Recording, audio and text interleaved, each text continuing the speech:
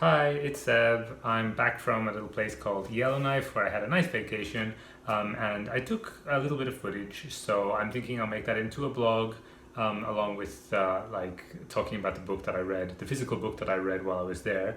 But for now, I want to talk about the audiobook I listened to while I was there, which was Truckers by Terry Pratchett. And it's a bit glary over here. Something I've learned about this new apartment I'm living in is it's either really kind of dark because of the clouds or incredibly bright because of the sun when I'm standing in this corner. But we'll make do. Um, yeah, Truckers by Terry Pratchett. This was a reread for me. I read this when I was a kid, but I did not remember much about it except for the bare bones of the storyline. And I don't know, I had this on my playlist of things I want to listen to for a while, and I just felt like something really light and that fantasy. I've been thinking about fantasy a lot lately, how I want to get back into it. So I thought this would be a good way, short children's fantasy story about gnomes who are trying to, well, they live in a store, a human store, and that's their whole world, but the store is going to close, so they have to escape the store. First of all, I should say that the things that I wanted from this book, I got back in spades. It was really fun, adventurous, and really light and gentle, and, I could just passively absorb it and kind of enjoy myself while reading it without having to become too intensely invested in anything. But that said, what I did not expect was that hidden inside this kind of fun story for kids would be this cocktail of really important deep ideas about tradition and progress,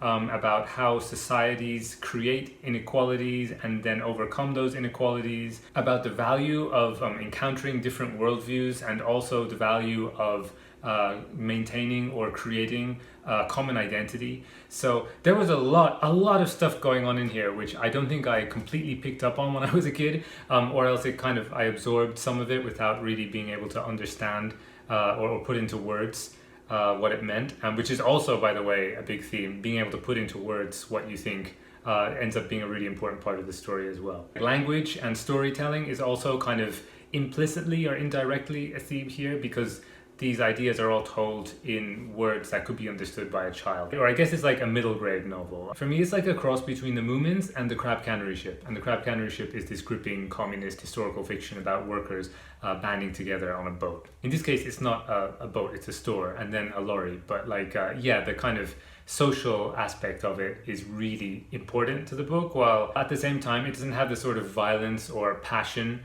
usually associated with things which are talking about ideology. There's a lot of ideology in this book, and yet it manages to be so gentle, so kind. There is peril and there are problems, but these are often just down to chance or down to people being silly. I think this is classic Terry Pratchett. It's like you get your social critique without having to give up hope on the human race, which is something that I don't see a lot of in general, not just in books, but in media. So now I want to read more Terry Pratchett. I read loads of him when I was a preteen, but now that I've read Truckers, I feel like I have to revisit all this stuff. But anyway, let's get into the story. Basically, we have two groups of gnomes. One of them has always lived inside a big department store. For them, there is no outside. There is only the different levels of the store. Different levels have different kind of not tribes, but kind of groups, almost like different cities, and which have their own kind of leaders and governments. There's one kind of religious authority, which I think all the other groups defer to, which is the stationery section. One thing that they have that's special is that they can read. Each different the electronics and different departments in the store have their different specialities. They have a god basically, which is Arnold Bros. Est 1905. Every time they say praise be to Arnold Bros. Est 1905 and stuff like this, because he's the one who made the store. They've obviously read somewhere. So for them, the one who made the world. And then the other group of gnomes is coming from the outside, and they arrive in the store, and there's a culture clash.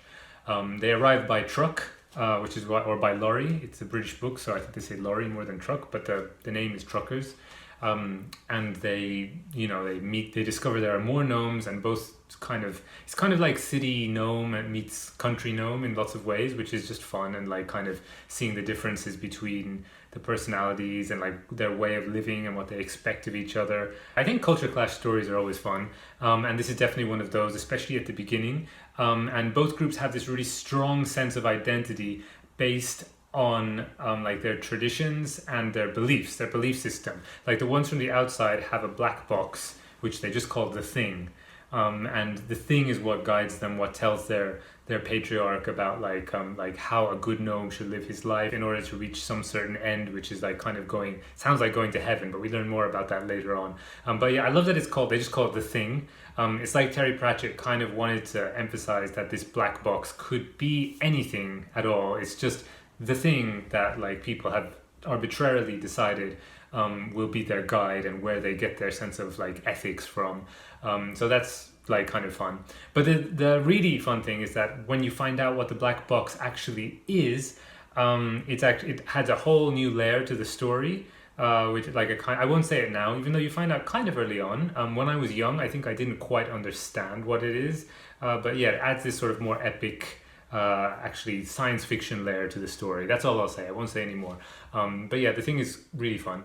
Once you get to know it a bit more. Another part of the story at the beginning phase is the character of Masklin, who's basically our main character, and how he is moving towards becoming a leader. So originally, in his group, there's only old gnomes. There's only two young people, him and a female gnome. I won't say woman, but like, yeah, a female gnome, I guess, called Grima. And he does all the hunting and she does all the cleaning, and it's that kind of society. And this is talked about, by the way. The patriarchal nature of both societies is like kind of like played with and subverted and made fun of and critiqued a lot throughout the book. But at the same time, there's only two female characters who are really, I mean, they're really good, they're really fun, and they're interesting. Grima and Granny Morkin are really great, and we see how they influence like the power dynamics as well, despite the fact that they're patriarchal societies. And so yeah, there's a feminist current running through the whole thing, but at the same time, there's only two women characters and there's a big cast. So it does sometimes feel like it was written in 1989, but that does make sense because it was written in 1989. So yeah, like I was saying, Masklin, main character, kind of becoming leader. He's forced to become a sort of leader character at the beginning, but one by one, the gnomes are dying off in his group. So he's sort of thinking he's just gonna get out of there because he doesn't get any appreciation, and he wants to basically set off on his own and abandon the last old elderly gnomes to their fate in the wilderness, which is going to probably be eaten by foxes or whatever. But Grima convinces him to stay, to take care of the group, that he has responsibility, and she's always kind of pushing him in this direction, which is where he gets the idea for them to get on a lorry and see where it takes them, and it takes them to the store. But yeah, Masklin goes through a big journey in the novel. He's the only character who has sort of like development. Well, that's not true. That's absolutely not true. But I do think he's the one that changes the most, although he quite quickly, starts to become a leader and realizes what he needs to do to become a leader to help protect these gnomes that he cares about.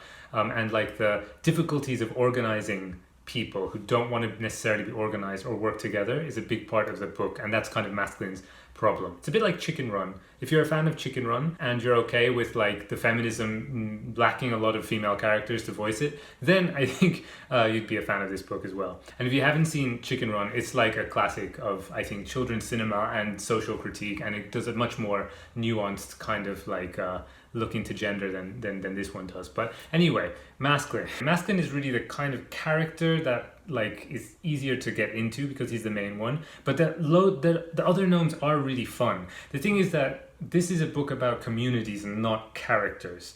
So if you're someone who really needs to have a lot of character development and like kind of character focused like kind of writing in your fiction, then maybe this will be a bit difficult to get into. But that said, these characters are actually really great, even though they're simple. This is the thing that reminds me of the Moomins. Because the characters don't have like a lot of depth to them, but they are really distinctive and fun and like kind. Everybody is kind at the end of the day, even the ones who sometimes like, there's one part where they get mugged by like a group of bandits, and that kind of then starts taking on like levels of like old heroic folk tales when it turns out that the outsiders are much stronger than the city boy bandits. But even the bandits are not malevolent. Like you just get the idea that they they rob people because robbing is kind of what they do, and they haven't put much thought into that, and they don't actually want to hurt anybody. The characters are important because of the kind of kindness in the book. Like, even though we can see clearly from what's going on that there's inequality, there's been wars, there's sexism, there's lots of things that are not good in gnome society, essentially from the characters we can see that everybody is kind and just trying their best to make things work out okay. So yeah, the characters are in that sense like essential. If you didn't feel that they were like real people, then it wouldn't work really as a book. Speaking of books, books are important in this book. Because this is where they get their knowledge. Like, first of all, books are like kind of gated by the stationery, but quickly, once the sort of main storyline of, well, I didn't even really talk about the main storyline, but because it doesn't happen until like quite a bit into the novel, but the main thing is that the store is closing. And so it actually ends up being a very apocalyptic book, which is something which is, like something that I like. I like books about the apocalypse. It's one of the things I was thinking about when I made this channel and its title. But the store is closing, and for like most of the gnomes in the book, the store is the world, and there is no such thing as outside the world.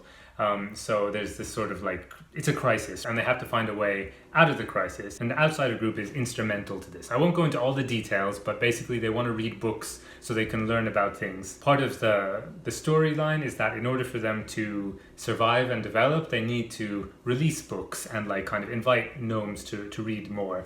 And so they start looking for answers and ways that they can survive basically as a species or as a group of communities. And one thing that's really fun is that they're trying to get practical like advice and like knowledge so that they can survive and learn about the world of humans and so on.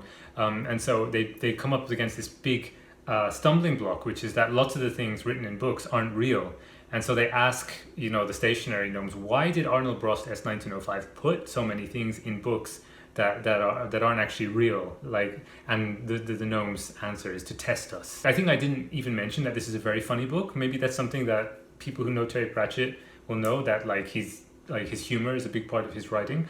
I found it funny in this kind of way of like kind of smiling and kind of laughing inside. I did laugh out loud in this book though, now I remember it. It was when they talk about garden gnomes and the two different cultures, like kind of ideas about what garden gnomes actually are.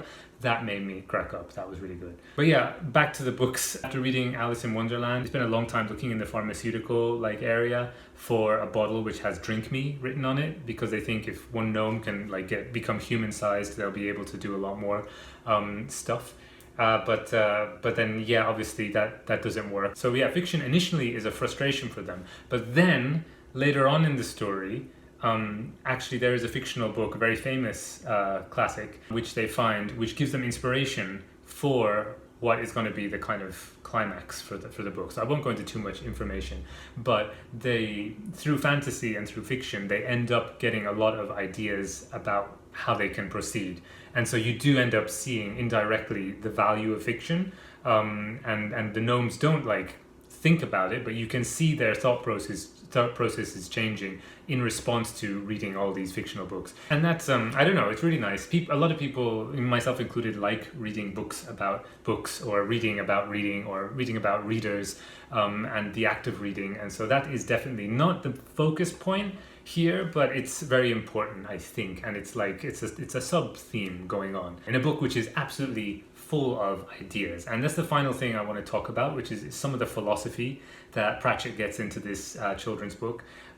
First of all, like when I was young, one of the things that I did remember about this book was that like it introduced me to the concept of relativity, because in the first kind of opening prologue, Pratchett talks about mayflies and trees to try and explain like the life cycle of a gnome. And he says that mayflies live very short lives. They only live like one day, whereas trees live sometimes hundreds of years, depending on the tree. And he says that the point is that it's not how long you spend alive, it's how long you feel like you're spending alive. And then he describes the old mayflies sitting around and complaining about how things this hour aren't as good as the last hour, and when they were young the sun used to be over there, and remember when the cow used to be in the field, and young mayflies gave you some respect. And so he kind of like dramatizes the mayfly thing. And then he says, whereas for trees, maybe the years go by in the blink of an eye, and they're only just starting to notice things when they've already like flown past. And obviously the mayflies are kind of stand-ins for the gnomes, and the humans are the trees. Humans are also a lot of fun. They barely feature in it as characters, but they're like a constant presence. Like, yeah, the way that humans would see the gnome story is also a fun thing to think about, especially as a kid. I think that would be a really enjoyable part of the story. But yeah, the relativity thing was mind blowing for me as a kid when I read it. It was obviously the first time I'd been introduced to this concept, and other philosophical things probably I couldn't remember so easily, but I think they probably permeated a little bit. This time what I noticed especially was Maskelyne's kind of Wittgensteinian instinct about language, which is that he's not like, you know, the sharpest pin in the box, but he often finds that there's something he wants to express, but he doesn't know how to express it, but he feels things would go smoother if he could, which is one of the reasons why he kind of suggests that they all need to start reading books, because he feels that if you have a word for something, then you can kind of have mastery over that thing. Like, once you have a word for something, then maybe you'll be able to actually think it. Like, you can't think it until you have the word first. So he's got like this like kind of intuition that we need language and vocabulary and grammar as a kind of basis for thought, and then from thought we can get some sort of progress, and then he can, you know, it's a lot about kind of civilizational progress also kind of embedded in his thinking. But yeah, like, again, this is told from the point of view of like just instinctual feelings rather than like big philosophical treatises. I don't know how to say that word. The big ideas are in really simple language, and the fact that they're in simple language is connected to the big idea itself, which is about language. And anyway, that's one thing. Another thing is Plato's Cave. The parable of Plato's Cave, for those who don't know, is there's a bunch of guys in a cave and they're watching shadows on the wall, and they think that that's reality. And then one day somebody escapes from the cave. He goes outside and he realizes that the shadows on the wall were actually just things passing in front of the entrance of the cave, and so those are the real things, and what they thought was reality was just a shadow before of reality. So then he goes back into the cave and he tells everybody like what he saw, and they don't believe him, right? They're just like, nah, whatever, you're just tripping, man, we're happy with our shadows, right? And he's sort of saying like, this is the philosopher's job, is to be the one who leaves the cave and then try and, you know, bring more people out to see the truth. So this is kind of like that, but way better, I think. I think Truckers is a more like true-to-life version of Plato's parable. It enhances Plato's parable. The reason why the gnome version is better is because what's outside of the store isn't the true world, it's just more of the world. And while it is true that some of the things that the gnomes in the store believed to be like reality, for example, like trees, they thought were just something that appears at Christmas and made of plastic and decorated with stars, right? Whereas outside the store, trees are obviously a very different beast. And you know, the plastic tree is an imitation, so that in that sense it kind of follows Plato.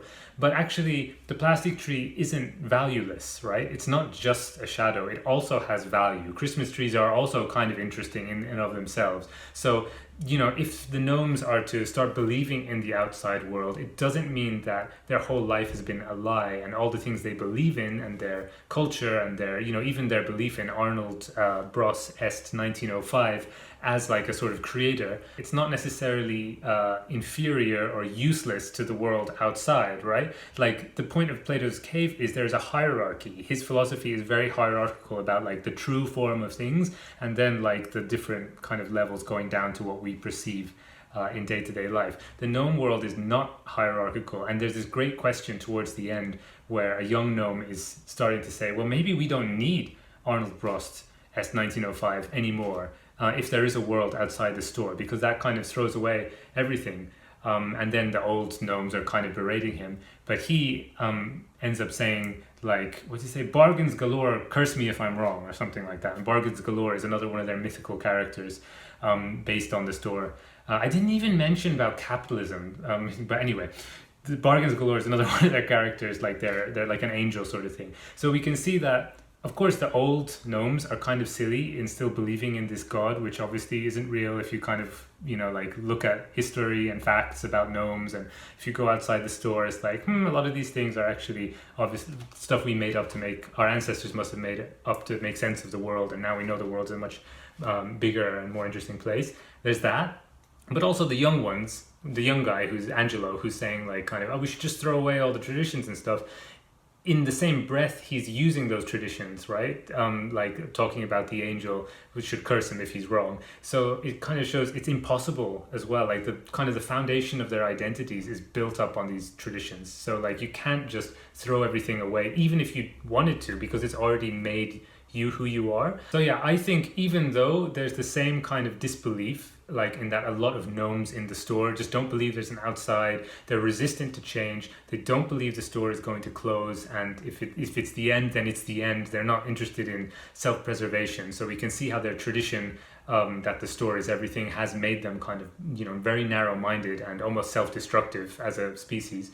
That mirrors the Plato's people inside the cave who don't want to go outside, right? Who are happy with the shadows. But I do think the gnomes' reactions to outside are more realistic because their world is not seen as inferior necessarily, and they don't have to give it up, but they have to see how their truths about life can adapt, expand, or in some cases fade away, perhaps, in order for them to survive as a species. And also just to work together with other gnomes and overcome their existential threat. Yeah, the existential threat is another thing I could talk about a lot more. Okay, the ending got cut off somehow, but I'm going to redo it now, even though the sun has considerably moved, and so everything is weirdly lit. Well, it was weirdly lit from the beginning, it's just a different weird now, right? But the point is that, I was talking about, like, yeah, there's a load of themes at the end, like that I could go into more. Just briefly, I'll say that climate change is, I don't even think something that like Pratchett was thinking about or would have been thinking about when he wrote this, but it feels really present with the sort of, you know, the catastrophe that is befalling the gnomes and their reactions to it, and the way that just, I guess, like people react in these kind of things, like slow destructions, like kind of what they do and like how they come together or don't come together often. That's in the book, and so it feels really fresh and interesting, and that wouldn't have been something I picked up on at all when I was reading it when I was younger. And the other thing is capitalism. I'm sure I wouldn't have thought about this when I was younger, but it's obviously a big thing. Like the gnomes have a book of gnome, which has got like, it's like their Bible, and it's got all their beliefs in it, and obviously like a lot of their beliefs are built on the department store world that they see around them. So like at the end, when it starts getting more Book of Revelations style end of the world stuff, there's the, you know, the repeated kind of slogan, everything must go, and all this stuff is just like really funny, but also sometimes hits a little close to home when you're like, oh yeah, reality is absolutely infused with commerce at every single possible level. But yeah, that's a really great critique, and again, really not like kind of preachy at all. It's always fun, it's always pleasant, it always like puts a smile on your face, and that's the best thing about this book, really, like that it's so light. It feels light, everything about it has a lightness of touch. I mean, I think that's why when I looked at the reviews on Storygraph, I was surprised that a lot of them were quite middling, and a lot of them were people who were coming to it after having read Discworld, which is his fantasy series for adults, and they were saying that it was just kind of a little bit too light and didn't have the depth and the sort of the meat and the characters and like the kind of the strength of his Discworld novels. So I have a feeling that while I do need to read the Discworlds again, I do feel I will prefer this one because it manages to cram so much in and yet keep that lightness. And yeah, like, I don't know, I often feel like the most powerfully articulated and strong kind of philosophical ideas are in children's fiction. This is something that I've been feeling over the past couple of years, I think. But like, yeah, often I'm more like profoundly affected by ideas when they're kind of told in very simple language. And I'm not exactly sure why, but yeah, I do think, I would guess I still prefer Truckers to Discworld even after I go back to Discworld, but I'm gonna stay open-minded about it, and yeah, I'm looking forward to getting back into that fantasy series at some point. Yeah, I'm not like rushing to get back to the Discworld, but I'll get there at some point. But for now, yeah, Truckers is amazing. The ending is perfect because it opens up these ideas like the Plato Cave thing, but it also sets it up for a sequel, which sometimes feels like a little bit contradictory because like I thought it was so perfectly closed that I was like, how could two more of these work? Because like then you have to start, progressing the story and answering some of the questions about which bits of their culture they throw away and which bits they keep. But like maybe I'm just kind of cynical and I don't think that a writer could score a hat trick when the first book is so good. So I should be a little bit more optimistic and open-minded, I guess. And I'm definitely going to read the next two, Diggers and Wings, they're called, and probably later this year. I don't know, we'll see. But I really, really enjoyed Truckers, and I'm just going to kind of leave the gnomes alone for a while and let them kind of play in my mind, because this was a phenomenal reading experience. And I hope you enjoyed listening to me blather on about it. If you've read it, or if you're interested in reading it, or if any of the ideas I talked about here made you think of anything, then let's talk about it down below in the comments. Thanks so much for watching, and I'll catch you in my next video. Bye bye.